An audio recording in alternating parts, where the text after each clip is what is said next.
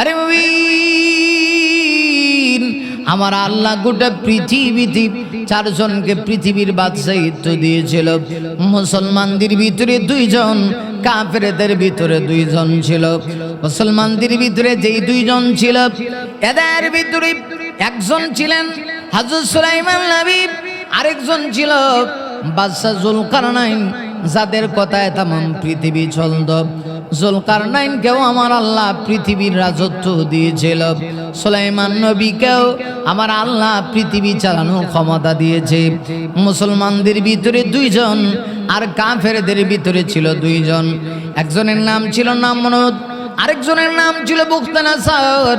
আমার আল্লাহ এই 4 জনকে, কাফেরদের ভিতরে 2 জন, মুসলমানদের ভিতরে 2 জন গো, আমার আল্লাহ তাদেরকে तमाम পৃথিবীর রাজত্ব দিয়েছে।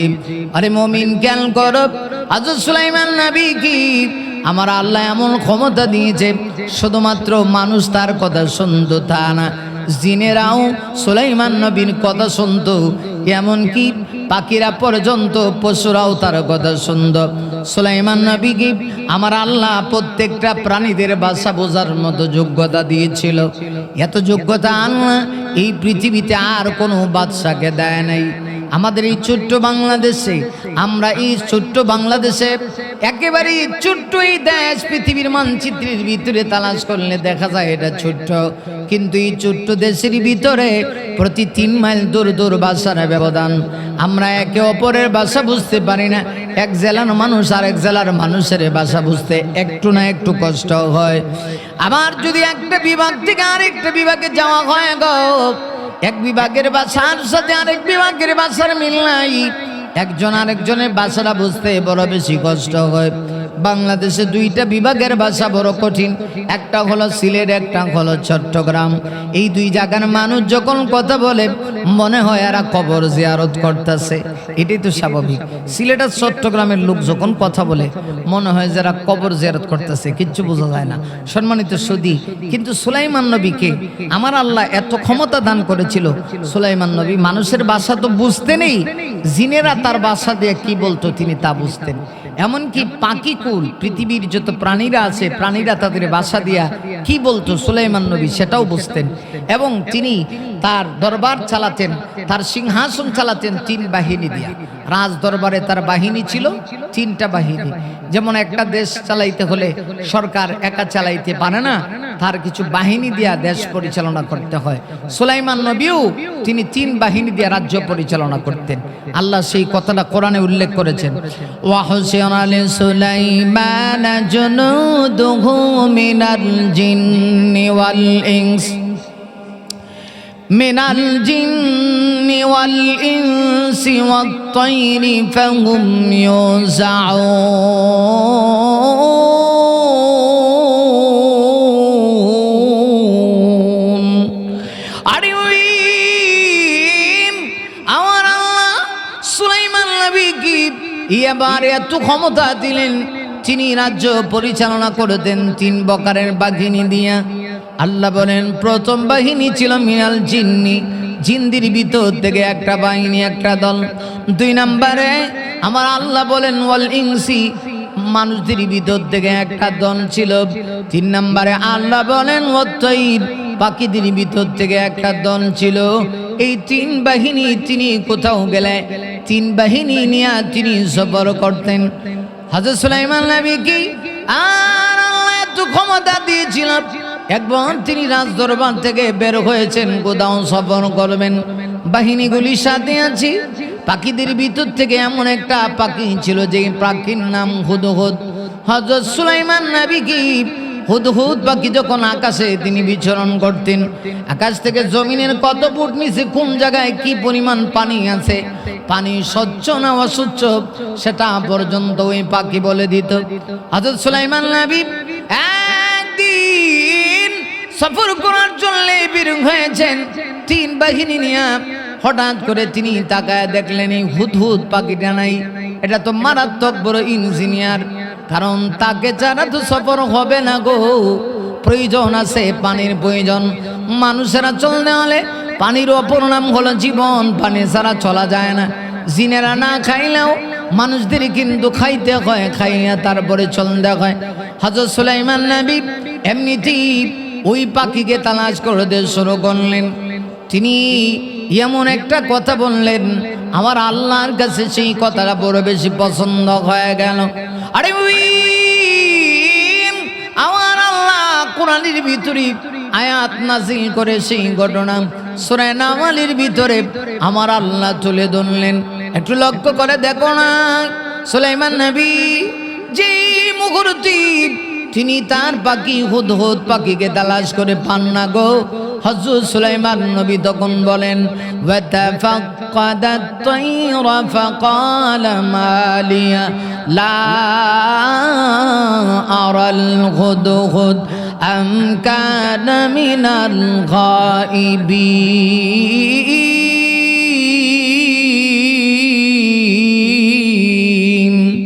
আরে সুলাইমান নবী যখন তিনি হুদহুদ কি তালাশ করে পাচ্ছে না গো, সুলাইমান নবী তখন ডাক দিয়ে বলে ওয়াতাফাক্কাদাত তায়র, তিনি পাখিদের খোঁজ নিতে আছেন। হঠাৎ করে যখন হুদহুদকে পাচ্ছেন না, তখন ডাইরেক্ট হুদহুদকে তিনি দোষারোপ করছেন না। সুলাইমান নবী ডাক দিয়া বলেন ফাকালা মালিয়া লা আরাল হুদহুদ। আল্লাহর নবী হযরত সুলাইমান ডাক দিয়া বলে কি হলো রে? ফাকালা, তিনি বললেন মালি, আমার কি হলো? লা আরাল হুদহুদ, আমি হুদহুদকে দেখতে পাচ্ছি না। আমি হুদহুদকে কেন দেখি না? আম কানা মিনাল গায়িবিন, সে আমার কাছ থেকে কোথায় গেল? সে অনুপস্থিত কেন? আমি কেন তাকে দেখি না? সুলাইমান নবী যেহেতু এই হুদহুদ পাখিকে লালন পালন করেন, তিনি যেহেতু মালিক, তিনি রাগান্বিত হইতেই পারেন। কোনো পশু যদি কেউ পালে তার প্রতি সে রাগ হতেই পারে, তবে রাগের সিস্টেম আছে। আমাদের সমাজে অনেক সময় রাগ করে বউরফের রাগ করে গিয়া পশুর উপরে সেটা খাটায়। বউরফের রাগ করে পারে না। অনেক লোক আছে দেখবেন বাহিরে বিচার করতারে, বউর কাছে গিয়া পারে না। যখন পারে না তখন দেখবেন রাগ করে বউর রাগ গিয়া অন্যের উপরে বিভিন্ন প্রাণীদের উপরে মিটায় দেয়। সুলাইমান নবী যে মুহূর্তে সুলাইমান আলাইহিস সালাতু ওয়াস সালাম হুদহুদ পাখিকে তালাশ করে পাচ্ছে না গো, তখন তিনি রাগান্বিত হয়ে বলতেছে লা উআযিবান্নাহু আযাবান শাদীদা। আরে সুলাইমান নবী ডাক দিয়া কয় অবশ্যই অবশ্যই আমি তাকে শাস্তি দিব। সে কোথায় গেল? আমি কেন পাচ্ছি না তাকে শাস্তি দেব? আউলা আযবাহান্নাহু, অথবা আমি তাকে জবে করে ফেলবো গো। আউলা ইয়াতিয়ান্নি বিসুলতানিম মুবিন।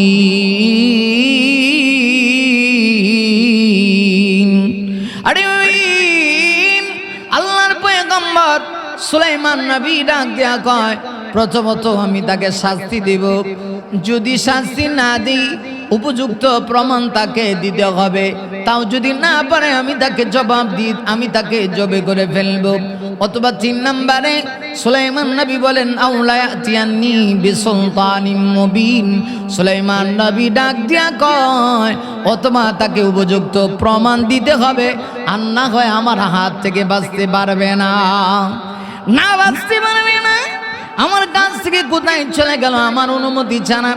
এই কথা বলে সুলাইমান নবী রাগান্বিত হয়ে একটু সময় এখানে অবস্থান করলেন।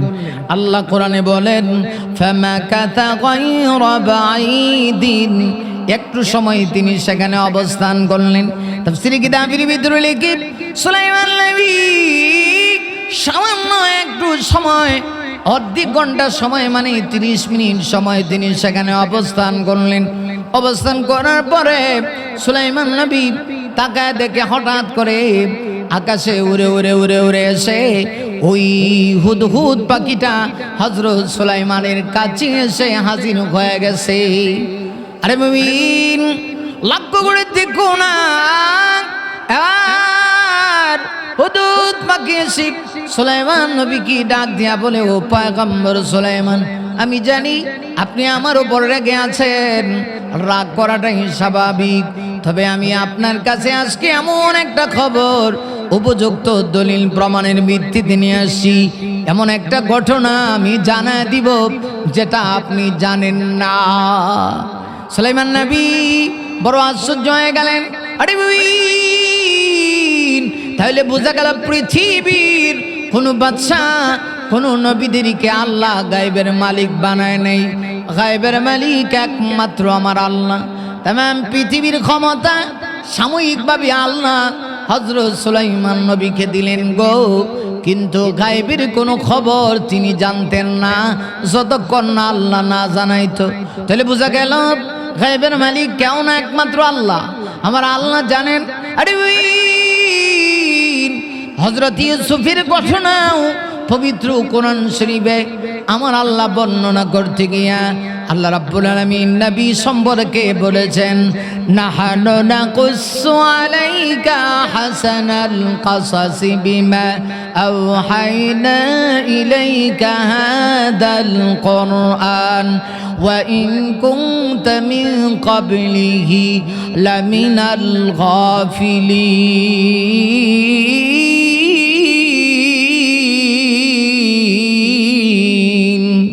আরে মুমিন, আমার আল্লাহ পবিত্র কোরআন শরীফে সূরা ইউসুফের ভিতরে বলেছেন, নবী গো নাহনু নাকুসু আলাইকা, হে নবী আমি আপনার কাছে এমন একটা ঘটনা বর্ণনা করব আহসানাল কাসাস।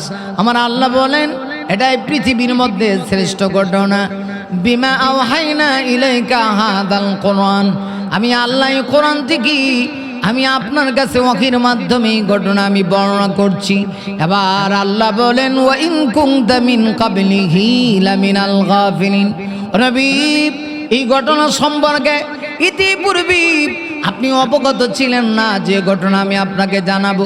তাহলে বোঝা গেল নবীরা আলিমুল গায়ব না, আল্লাহ যতটুকু জানায় গো নবীরা ততটুকু জানে। সুলাইমান নবীকে এবার হুদহুদ পাখি এসে ডাক দেয়া কয়, আবার সালামদার এমন একটি ঘটনা আমি আপনার কাছে বর্ণনা করব যেটা আপনি জিন্দেগিতে শোনেন নাই। সুলাইমান নবী বলে, তাহলে বলো। উপযুক্ত দলিল প্রমাণের ভিত্তিতে ঘটনা বর্ণনা করতে হবে। এমনিতেই দেখা যায় হুদহুদ ডাক দেয়া কয়, আমি যখন আকাশে উড়তেছিলাম হঠাৎ করে আমার এক সহজাতীয় ভাই আরেকটা হুদহুদ পাখির সঙ্গে সাক্ষাৎ হইল। আকাশে উড়ে উড়ি একটা পর্যায়ে আমি আমনের সাবা প্রদেশে চলে গেলাম। সেখানে গিয়ে দেখি ওই এলাকার যিনি মালিক, দেশের যিনি প্রেসিডেন্ট, তিনি একজন রানী, একজন মহিলা হলো দেশের বাদশা। ওই বাদশা নাম হইলাম রানী বিলকিস। এই বিলকিস তার এই দেশটা চালায় যে দেশে আমার আল্লাহ অনেক নাজ নিয়ামত দিয়েছে। ডোল ভরা ধান আছে, পুকুর ভরা মাছ আছে, আর গাছ গাছালিতে ফল ফুল দিয়ে আল্লাহ পরিপূর্ণ করে দিয়েছে। না শুধু তা না, নদী আর সমুদ্রে বোনা তাদের জন্য মাছ, এই সব কিছু তারা উপভোগ করে, অথচ তারা আল্লাহকে মানে না। আমি দেখতে পেয়েছি ওরা প্রত্যেকেই সূর্যের পূজা করে। হযরত সুলাইমান নবী এই কথা শুনে বড় আশ্চর্য হয়ে গেলেন। সুলাইমান নবী আর নিজেকে কন্ট্রোল করতে পারলেন না। বাদশা নামদার হযরত সুলাইমান হুদহুদ পাখিকে ডাক দিয়ে বলে, ঘটনা যদি সত্য না হয় তাহলে কিন্তু তোমার খবর আছে। এবার হুদহুদ বলে, অবশ্যই আমি আপনি বিচার যেটা করবেন সেটা মেনে নিব। হযরত সুলাইমান নবী সাথে সাথে ওই দেশের রানী বিলকিসকে উদ্দেশ্য করে তিনি একটা পত্র লিখলেন। পত্রের মাধ্যমে লিখলেন, আমি এই পত্র শুরু করছি ইন্নাহু মিন সুলাইমান। লিখলেন এটা সুলাইমানের পক্ষ থেকে। এই পত্র শুরু হচ্ছে ওয়া ইন্নাহু বিসমিল্লাহির রহমানির রহিম, নিশ্চয়ই ইহা পরম করুণাময় অসীম দয়ালু আল্লাহর নামে শুরু করছি। এই কথা লিখে তিনি লিখে দিলেন, সাবধান আমার পত্র পাইয়া আত্মসমর্পণ করবা।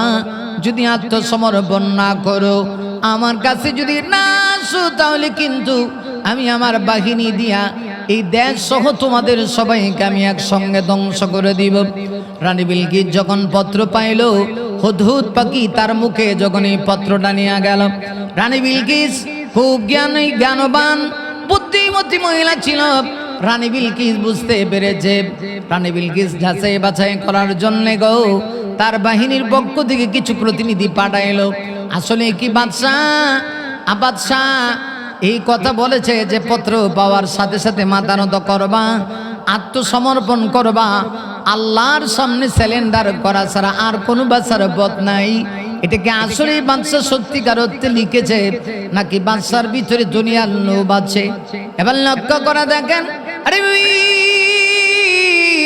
শেষ পর্যন্ত যখন বাহিনী পাঠায় দিয়েছে, সাথে পুরস্কার হিসাবে 2টা ইট দিয়েছে, স্বর্ণের 2টা ইট দিয়েছি।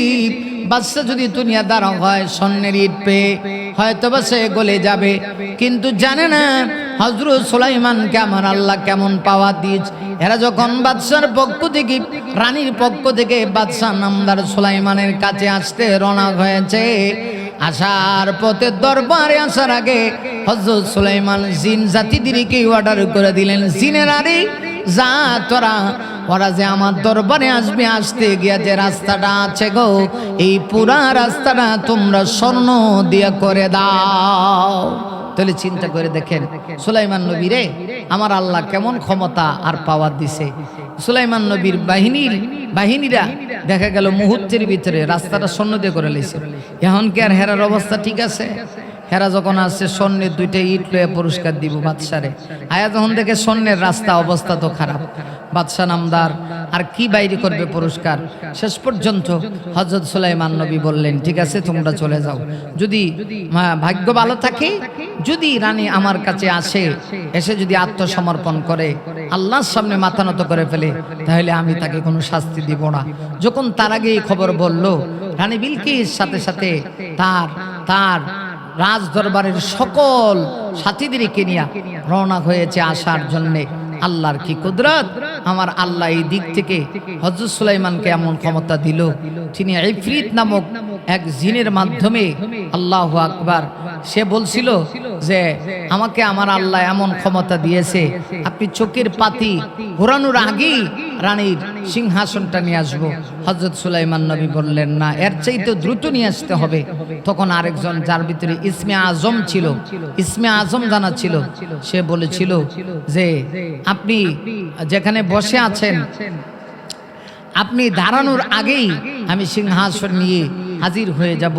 দেখা গেল শেষ পর্যন্ত তারা আসার আগেই রানী বিলকিসের সিংহাসন এসে হাজির হয়ে গেল। রানী বিলকিস খুব সুদর্শনী ছিল, সুন্দরী ছিল, খুব চমৎকার সুঠাম দেহের অধিকারী ছিল এবং খুব জ্ঞানবান ছিল। এসে অতিরিক্ত কোনো কথা বলে নাই। রানী বিলকিস সেও জিন জাতিদের ভিতরে একজন ছিল। তাফসীর কিতাবে লিখেছে, এসে বাদশা নামদার সুলাইমানের সামনে আত্মসমর্পণ করছে, সে মুসলিম হয়ে গেছে। এই জিন, এই রানী বিলকিস শেষ পর্যন্ত মুসলমান হয়ে গেল, মুসলমান হয়ে আত্মসমর্পণ করলো। সম্মানিত সুধী, এর মাধ্যমে কি বুঝাইতে চাইলাম যে আমার আল্লাহ কি ক্ষমতা না দিয়েছিল সুলাইমানকে, তাম পৃথিবী পরিচালনা করছে তার ক্ষমতার পাওয়ার দিয়া। তবে তিনি আল্লাহকে এক মুহূর্তের জন্য ভুলে যাননি।